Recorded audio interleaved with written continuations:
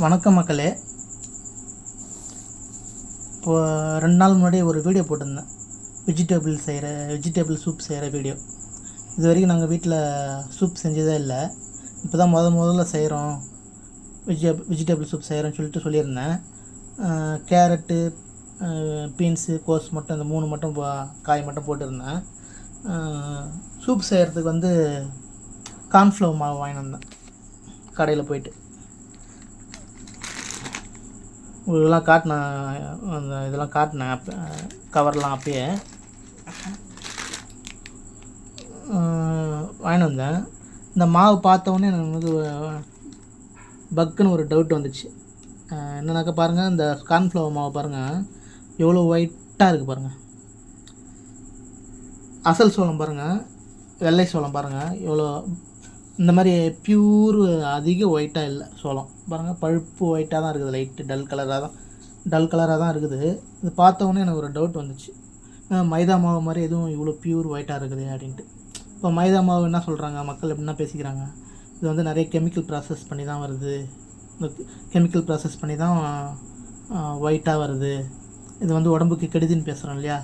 எனக்கு ஒரு டவுட் வந்துச்சு, இது ஒருவேளை சோள மாவையும் இந்த மாதிரி நிறைய கெமிக்கல் ப்ராசஸ் பண்ணி தான் இந்தமாரி ஒயிட்டாக கொண்டு வர்றாங்களா இன்னொன்ட்டு. நம்ம அது மைதா மாவு உடம்புக்கு கெடுதி, நல்லதில்லை, சாப்பிடக்கூடாதுன்னு பேசுகிறோம் இல்லையா. அந்தமாரி தான் எதுவும் இருக்குமோன்னு எனக்கு டவுட் வந்துடுச்சு. அதனால தான் சரி சோளமும் வாங்கிட்டு வந்தேன் கடையிலேருந்து. பார்த்தாக்க அந்தளவுக்கு பியூர் ஒயிட்டாக இல்லை பாருங்கள். இது எவ்வளோ ஒயிட்டாக இருக்குது. இது பாருங்கள், பழுப்பு லைட்டு ப்ரௌன் கலர் ஒயிட்டில் தான் இருக்குது இது. சரி, இதை காட்டணும் மக்களுக்கு அப்படின்னு வீடியோ பண்ணணும் அப்படின்ட்டு தான் இப்போ இந்த வீடியோ எடுத்துகிட்ருக்கேன்.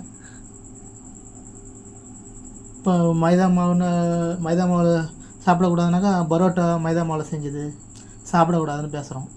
பரோட்டா மட்டும் செய்கிறதில்ல மைதா மாவில். அதை இது ப்ரெட்டு கூட மைதா தான். இந்த பப்ஸு சாப்பிட்றோம் இல்லையா பேக்கரியில், அதுவும் மைதா தான். ஸ்வீட் கடையில் பாதுஷாலாம் வைப்பாங்க, அதுவும் மைதா தான். இப்போ எல்லாமே மைதா தான். இந்த மாதிரி பொருள்லாம் நம்ம எதுவுமே பரோட்டா சாப்பிடக்கூடாதுன்னா இதெல்லாம் எதுவுமே சாப்பிடக்கூடாது. சரி, இந்த டிஃப்ரெண்ட்டு ஏதோ ஒரு டைம் சாப்பிட்டுக்கலாம். சுத்தமாக அப்படி பார்த்தா எதுவுமே இங்கே எல்லாமே மரபணு மாற்றம் செய்யப்பட்டு என்னென்னவோ பண்ணி தான் வருது, அப்படி தான் பேசிக்கிறாங்க மக்கள். சரி, அதுவும் எதுவுமே சாப்பிடாமல் இருக்க முடியாது, ரொம்பவும் எடுத்துக்காமல் ஏதோ ஒரு டைம் நம்ம வாங்கி சாப்பிட்டுக்கலாம்.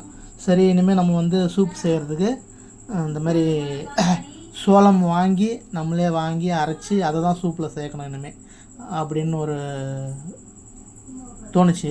சரி, அதை நம்ம மக்களுக்கு சொல்லலாம் அப்படின்ட்டு தான் வீடியோ போட்டேன். இப்போ சோள மாவு மட்டும்தான். அது சோள மாவு எதுக்கு சேர்க்குறோம் சூப்பில், அது திக்னஸ்க்காக. அந்த தண்ணியாக இருக்கும், அது நம்ம திக்காக வரணும், கொஞ்சம் அந்த சூப்புன்னு சொல்கிற அந்த திக் ஃபார்மில் வரணும் அப்படின்றதுக்காக தான் அந்த சோள மாவு கரைச்சி ஊற்றுறோம். இது மட்டும் கோதுமை மாவும் இந்த வேலையை செய்யும். அந்த கோதுமை மாவு கரைச்சி ஊற்றினாலும் அந்த திக்னஸ் வரும். இருந்தாலும் அது டேஸ்ட்டு கொஞ்சம் இதுவாக இருக்கும். இந்த கார்ன்ஃப்ளவர் மாவு சாப்பிட்டு இந்த டேஸ்ட்டு ஒரு மாதிரி இருக்கும். ஆனால் இது கரெக்டாக இருக்கும். ஆனால் அதுவும் திக்னஸ் வரும் கோதுமை மாவும். நாங்கள் ஒரு சில இதுக்கெலாம் கோதுமை மாவு கரைச்சி ஊற்றுவோம். ஒரு சில சமையலுக்கெல்லாம் நாங்கள் இப்போ உருளைக்கிழங்கு மசாலா மாதிரியே தக்காளி மசாலா செய்வோம். அதுக்கு கடலை மாவு தான் கரைச்சி ஊற்றுவோம். ஸோ அது இல்லாத பட்சத்தில் நாங்கள் கோதுமை மாவும் கரைச்சி ஊற்றுவோம். சரி, இப்போது இனிமேல் சூப்புக்கு ஒன்று அந்த கோதுமை மாவு கரைச்சி ஊற்றணும், இல்லைன்னா இந்த மாதிரி சோளம் வாங்கி நம்மளே அரைச்சி ஊற்றணும். இது நீங்கள் சொல்லுங்கள் கமெண்ட்டில், கெமிக்கல் ப்ராசஸ் பண்ணி வருதா இல்லை அப்படியே செய்கிறது தானா அப்படின்றது நீங்கள் சொல்லுங்கள். நன்றி மக்களே. லைக் பண்ணுங்கள், ஷேர் பண்ணுங்கள், சப்ஸ்கிரைப் பண்ணுங்கள்.